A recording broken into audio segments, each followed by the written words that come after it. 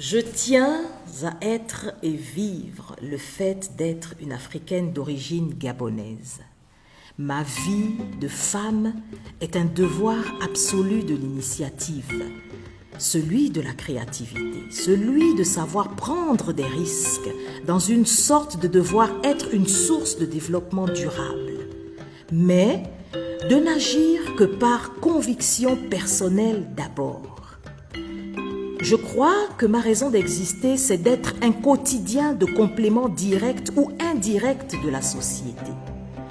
Que très jeune, je commence à expérimenter lorsqu'en 1995, je fais le choix audacieux d'orientation professionnelle dans le bâtiment.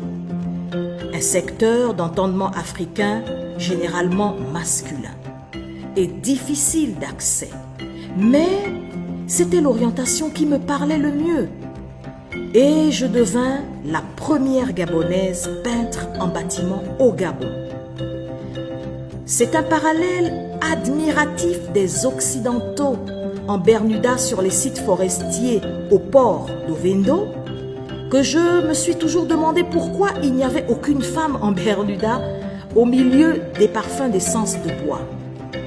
Que je décide de dormir dans des grumiers des forêts des Cook au Gabon, de vivre des pistes presque impossibles de sortie de grumiers, de me laisser piquer d'insectes le long des journées lors des contrôles et cubages, d'accepter de m'être faite avoir sur des achats de grumes d'Okoumé déjà commercialisés ailleurs, et mieux comprendre certains mécanismes beaucoup plus prévoyants, mais surtout de mieux expérimenter la richesse d'un relationnel national et international extrêmement demandeur, en devenant également la première Gabonaise négociant en bois du Gabon. Début des années 2000,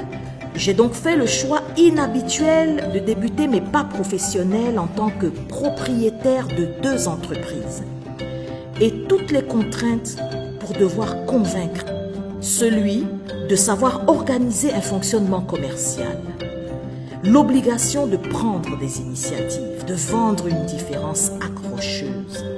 celui d'être l'unique agent industriel européen au Gabon, à faciliter de gros placements de plaquages déroulés de Koumé sur le marché israélien, puis de me voir sollicité en Tunisie pour une intermédiation commerciale devant permettre désormais des exportations directes des industriels tunisiens vers le marché gabonais. Je me refusais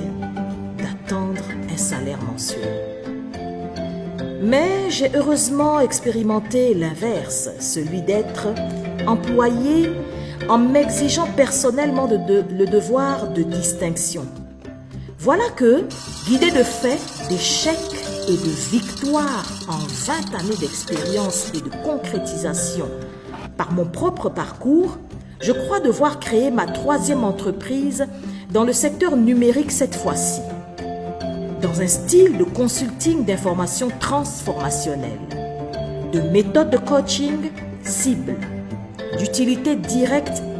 en relationnel africain et d'internationalisation organisée de ce savoir-faire africain.